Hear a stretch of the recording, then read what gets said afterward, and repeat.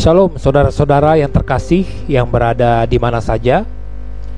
Saat ini kita kembali melanjutkan khotbah serial dari kitab Yunus.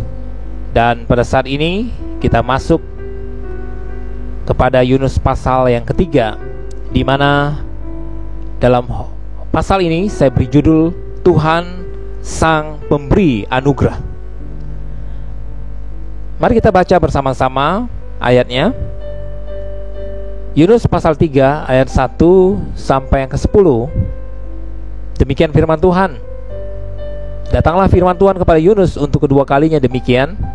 Bangunlah, pergilah ke Niniwe, kota yang besar itu, dan sampaikanlah kepadanya seruan yang kufirmankan kepadamu.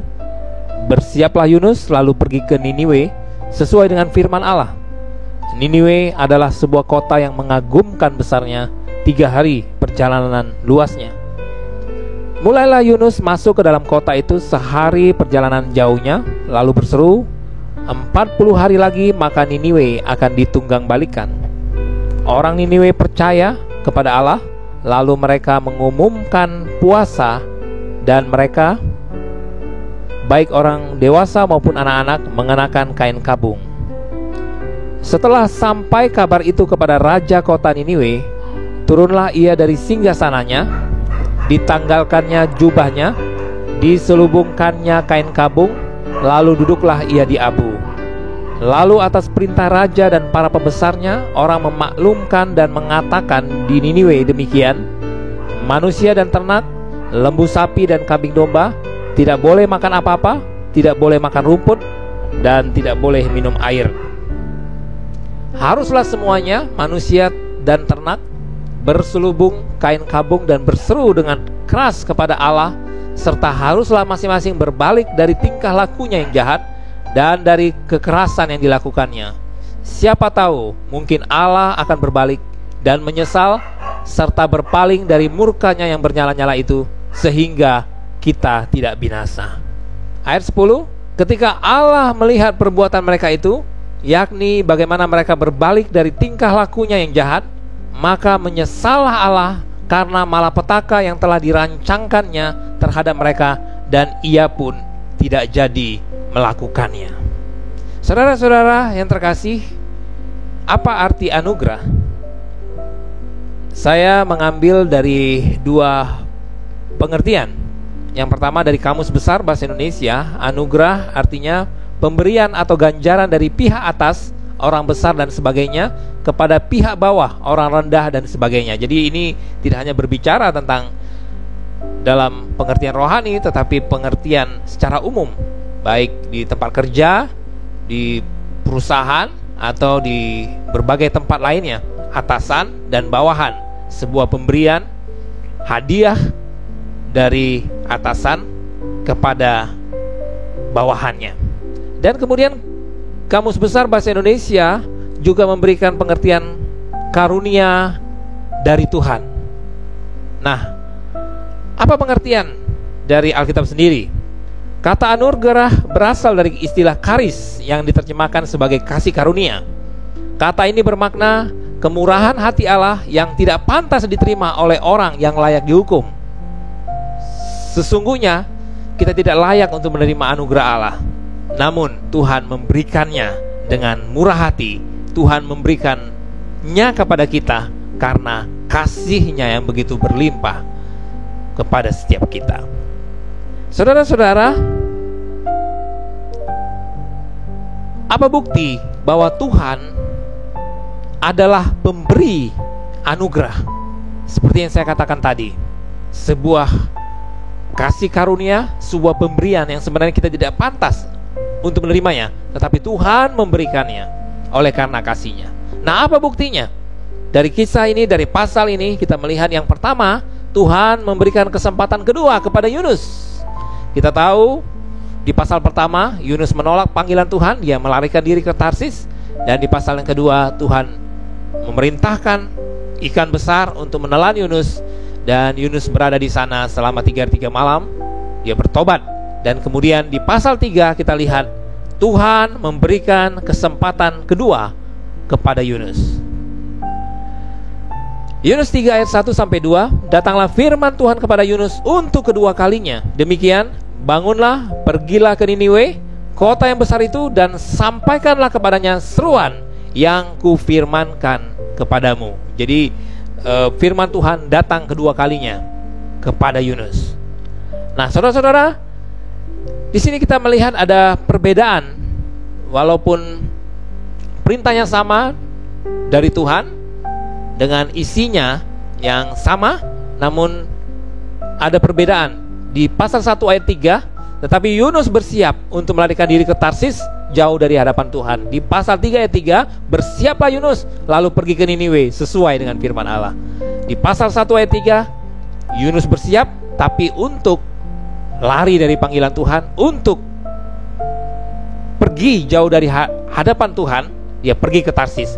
Sebaliknya di pasal 3 ayat 3, Yunus juga bersiap, tetapi dia bersiap untuk melakukan firman Tuhan. Nah, saudara-saudara, kita lihat di sini jarak antara Yafo atau Yope atau Jopa ke Niniwe sekitar 885 km, hampir 900 km. Tetapi Yunus justru melarikan diri ke barat, ke Tarsis, yang diperkirakan berada di Spanyol, yang jaraknya jauhnya 4000 km. Ini di pasal 1. Tetapi akhirnya Yunus menuruti apa yang menjadi perintah Tuhan. Dia menyusuri daratan setelah dimuntahkan ikan besar itu, kemungkinan besar kembali ke Yafo atau ke Yope atau ke Java, dan kemudian dia menyusuri daratan pergi ke Niniwe. Saudara-saudara, Tuhan selalu memberikan kesempatan kedua kepada para hambanya. Apabila suatu kali sengaja atau tidak sengaja kita melalaikan perintah Tuhan, kita melalaikan panggilan Tuhan. Kita melihat di sini Tuhan memberikan kesempatan kepada Musa, meskipun Musa sempat menolak perintahnya. Kita ingat bagaimana dialog Musa dengan Tuhan. Musa berulang kali mengelak, dia tidak pandai bicaralah dan lain sebagainya. Namun Tuhan tetap membujuk Musa dan memakai Musa menjadi salah satu nabi terbesar sepanjang sejarah umat Israel. Tuhan masih memberi kesempatan kepada Daud, meskipun Daud melakukan dosa di hadapan Tuhan.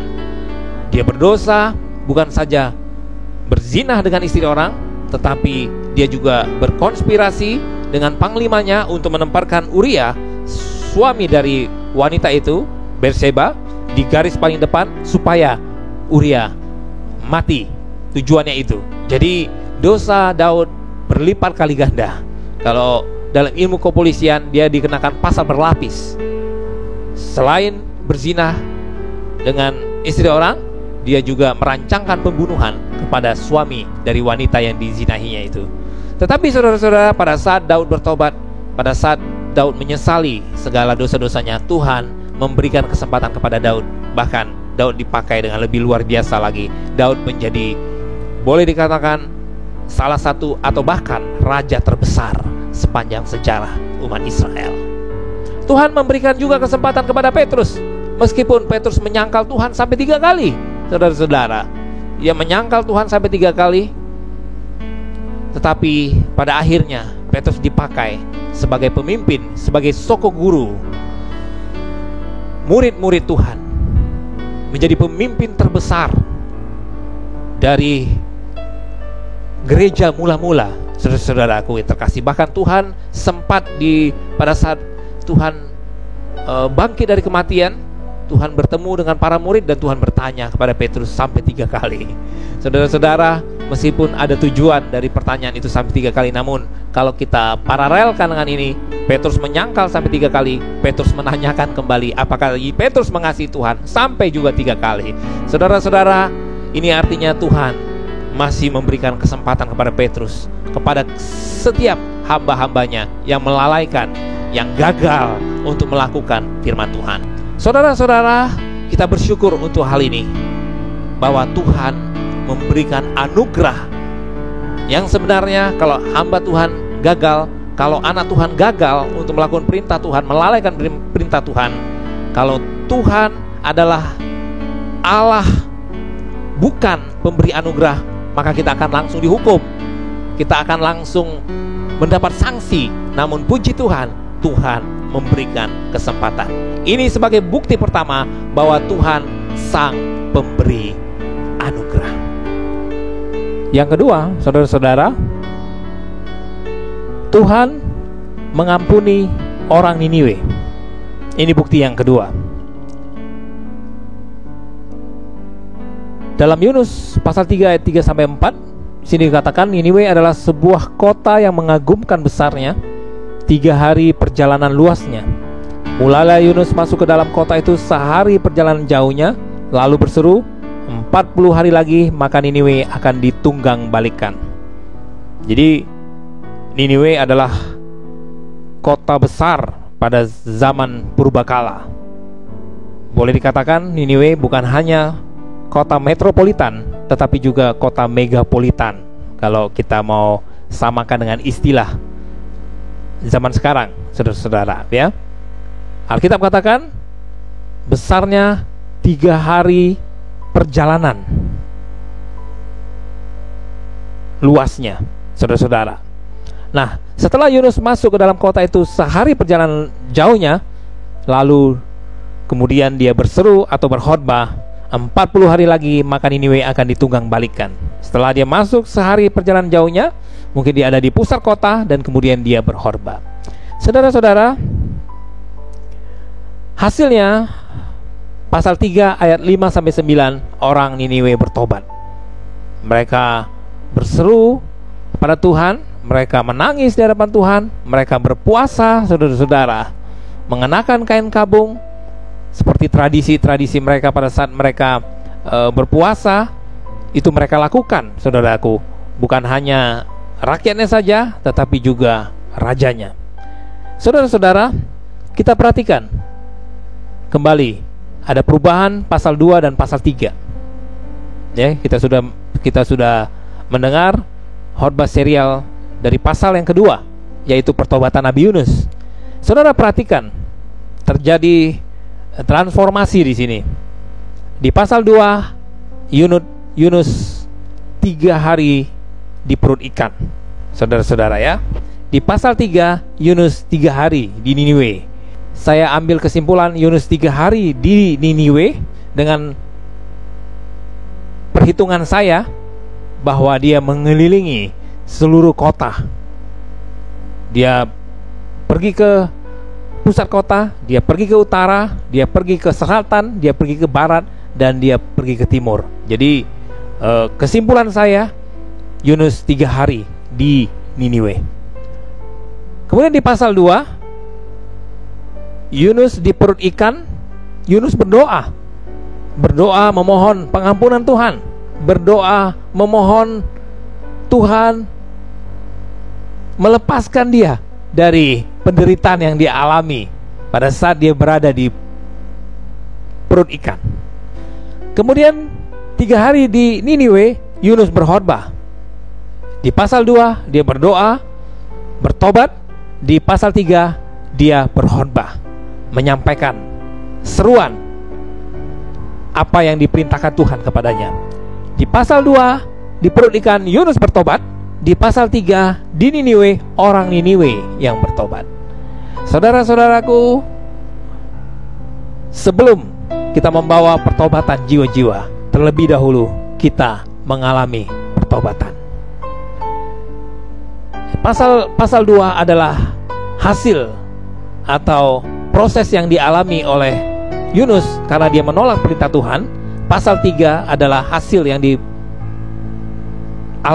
atau didapatkan oleh Nabi Yunus karena dia melakukan firman Tuhan. Di pasal 2 dia bertobat, di pasal 3 dia berkhotbah, dan orang Niniwe yang bertobat. Saudara-saudaraku yang terkasih, terjadi perubahan, terjadi transformasi, dan Yunus dipakai Tuhan dengan luar biasa. Saudara-saudara, saya mau katakan bahwa pertobatan di kota Niniwe adalah pertobatan terbesar di masa perjanjian lama, saudara-saudara ya, terbesar dan tercepat. Walaupun kita tahu pada zaman modern ini ada juga terjadi pertobatan besar-besaran, kebangunan rohani secara besar-besaran. Namun prosesnya menuju itu sangat panjang, seperti pertobatan di kota Kali, kota pemasok narkoba, salah satu kota pemasok narkoba terbesar di dunia, kota Kali di Kolombia. Terjadi pertobatan besar-besaran, satu kota bertobat. Tetapi saudaraku, proses menuju ke sana cukup panjang. Proses doa bersama, bahkan kematian seorang hamba Tuhan yang menjadi fasilitator doa, yang menjadi pemimpin doa di kota Kali. Dia harus mati, dan melalui kematiannya memicu kesatuan doa di sana dan terjadi kebangunan rohani. Ada proses yang cukup panjang, waktu, bahkan kematian. Tetapi di Niniwe, saudara-saudara, prosesnya cukup cepat. Yunus 1 hari dia berkhotbah, terjadi reaksi. Seperti kesimpulan saya, 3 hari dan terjadi pertobatan di seluruh kota Niniwe. Saudara-saudaraku, puji Tuhan, hasil dari pertobatan, seorang hamba Tuhan menghasilkan pertobatan yang luar biasa. Semakin besar tingkat pertobatan kita, semakin besar tingkat keberserahan, ketergantungan dan ketaatan kita akan perintah Tuhan, semakin besar dampak yang akan kita hasilkan, saudara-saudara.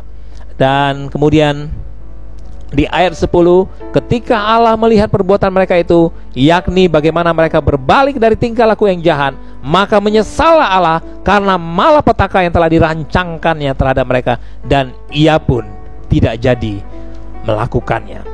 Saudara ingat dalam kisah Nuh, ada juga kata Allah menyesal. Allah menyesal telah menciptakan atau menjadikan manusia oleh karena perbuatan moral yang rusak pada masa Nuh. Sebaliknya di sini Allah juga menyesal, tetapi menyesal karena telah merancangkan hukuman atau malapetaka terhadap orang Niniwe karena pertobatan. Saudara-saudaraku, betapa luar biasanya hasil dari sebuah pertobatan. Pertobatan Yunus menghasilkan kebangunan rohani di Niniwe.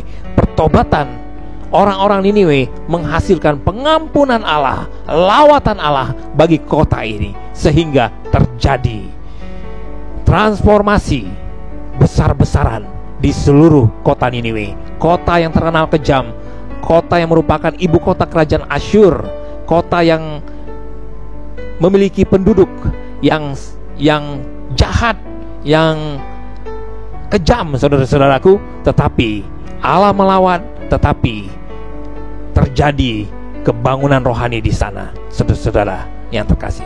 Saudara-saudaraku, Allah adalah pemberi anugerah. Allah memberikan anugerah kesempatan kedua kepada Yunus, sang hamba Tuhan. Allah memberikan anugerah pengampunan kepada orang-orang kafir, orang-orang kejam, orang-orang jahat seperti orang Niniwe. Tetapi saudara-saudara, kita juga harus berhati-hati. Dari Matius pasal 12 ayat 21, pada waktu penghakiman, orang-orang Niniwe akan bangkit bersama angkatan ini dan menghukumnya juga, sebab orang-orang Niniwe itu bertobat setelah mendengar pemberitaan Yunus, dan sesungguhnya yang ada di sini lebih daripada Yunus. Apa maksud Tuhan? Yang ada di sini yaitu orang-orang yang mendengar pemberitaan atau khotbah dari Tuhan Yesus lebih daripada Yunus. Jelas sekali saudara-saudaraku, Yunus adalah nabi Allah, hamba Allah, tetapi Yesus adalah anak Allah. Tetapi saudara-saudara, orang Niniwe bertobat mendengar pemberitaan Yunus, tetapi ada banyak orang-orang yang mendengar pemberitaan Yesus, mereka tidak bertobat. Itu sebabnya Tuhan katakan pada waktu penghakiman, orang-orang Niniwe yang sudah bertobat, saudaraku, akan bangkit bersama angkatan ini dan menghukum angkatan ini. Sebab orang Niniwe bertobat setelah mendengar pemberitaan Yunus, dan sesungguhnya ada di sini lebih daripada Yunus. Saudara-saudaraku, ini merupakan awasan kepada setiap kita. Kita juga adalah orang-orang yang seharusnya sebenarnya lebih daripada orang-orang Niniwe. Kenapa? Karena kita mendengar ya berita firman Allah bukan lagi melalui Nabi Allah, tetapi melalui Alkitab yang merupakan surat cinta Allah, merupakan surat dari Tuhan, walaupun ditulis oleh para hamba-hamba Allah, tetapi firman yang disampaikan adalah firman Allah. Saudara-saudaraku, hati-hati kalau kita menjadi orang yang juga mengabaikan, juga melalaikan seperti angkatan yang dikatakan oleh Tuhan Yesus yang akan memperoleh atau mengalami hukuman. Saudara-saudaraku, perhatikan ini. Tuhan menolak Saul saat Saul tidak taat kedua kalinya.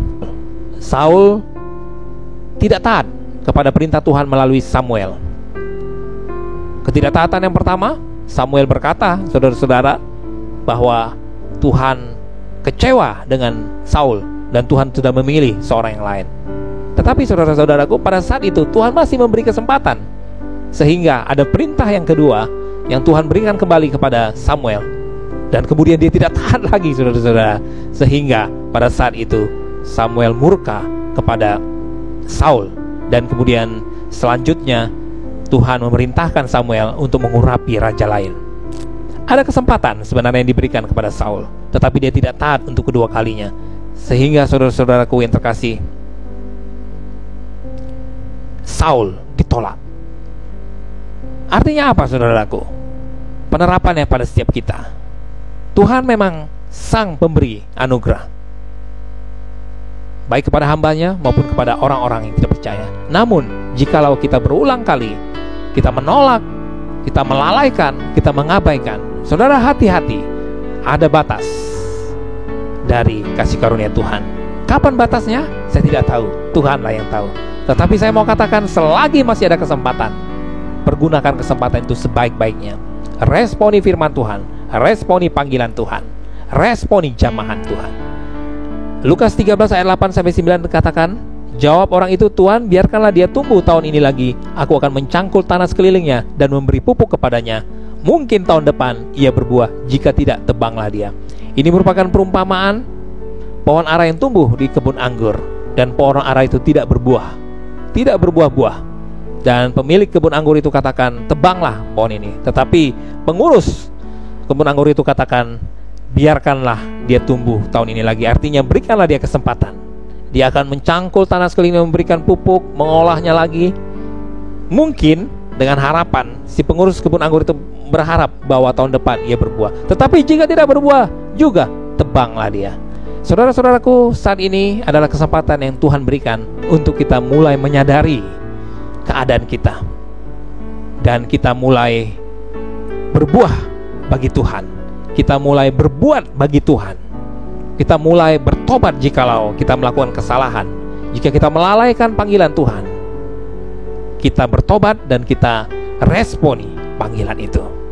Jikalau kita hidup dalam dosa, bertobat dari dosa-dosa dan mulai melakukan apa yang menjadi kehendak Tuhan. Kesimpulan firman Tuhan ini, saudara-saudara, masih ada kesempatan untuk bertobat apabila kita menolak panggilan Tuhan. Yang kedua, masih ada kesempatan untuk bertobat apabila kita tidak berada dalam kehendaknya. Dan yang ketiga, masih ada kesempatan untuk kita menjangkau jiwa-jiwa yang belum percaya, seperti orang-orang Niniwe yang belum percaya, bertobat melalui pemberitaan Nabi Yunus. Begitu juga orang-orang yang tidak percaya pada masa ini akan bertobat melalui pemberitaan kita. Yang terpenting adalah kita dengar-dengaran suara Tuhan, kita taat kepada panggilan Tuhan, peka akan perintahnya, akan dorongan daripadanya untuk melakukan apa yang menjadi kehendaknya, sehingga melalui kita terjadi lawatan Tuhan, melalui kita terjadi kebangunan rohani di komunitas kita, di mana saja kita berada. Puji Tuhan, saudara-saudara, inilah Yunus pasal yang ketiga, Tuhan sang pemberi anugerah. Haleluya, Tuhan Yesus memberkati.